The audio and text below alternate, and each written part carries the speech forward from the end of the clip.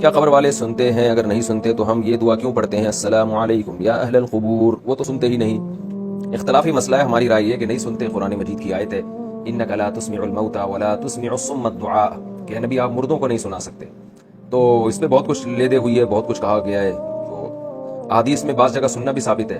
تو ہماری رائے یہی ہے، ہمارے اکابر میں سے بھی بہت سو کی رائے یہی تھی۔ حضرت مولانا سرفراز خان صفدر صاحب کا اس پر بہت تفصیلی رسالہ ہے، انہوں نے بھی آخر میں خلاصہ یہی بیان کیا ہے، وہ یہی ہے کہ اصل یہی ہے کہ مردے نہیں سنتے، الا یہ کہ جہاں سننا ثابت ہے تو وہاں ہم قائل ہیں۔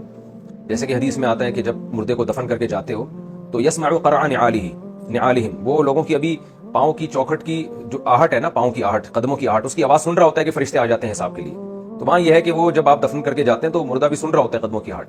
لیکن بعض علماء کی یہ رائے ہے کہ یہ حدیث جو ہے نا یہ علم سے کنایا ہے، یہ مردے کو پتا ہوتا ہے کہ مجھے دفنا کے جا رہے ہیں۔ واللہ عالم، اس پیچیدہ بحث میں ہمیں پڑھنے کی زیادہ ضرورت نہیں ہے۔ بہرحال آپ نے پوچھا ہے تو میری اور ہمارے بہت سے اکابر کی رائے یہی تھی کہ قرآن کی آیت کی روشنی میں کہ مردے نہیں سنتے، الا یہ کہ جہاں سننا ثابت ہے۔ تو اللہ اپنی قدرت سے کسی کو کوئی بات سنا دے تو پھر اللہ پہ تو کوئی پابندی نہیں ہے، نہ کوئی چیز اللہ کی قدرت سے باہر ہے۔ لیکن اہل اطلاق یہ قول کہ جب بھی آپ جائیں گے قبر پہ مردے سنیں گے، تو یہ قول ہماری رائے میں دلیل کے لحاظ سے کمزور ہے۔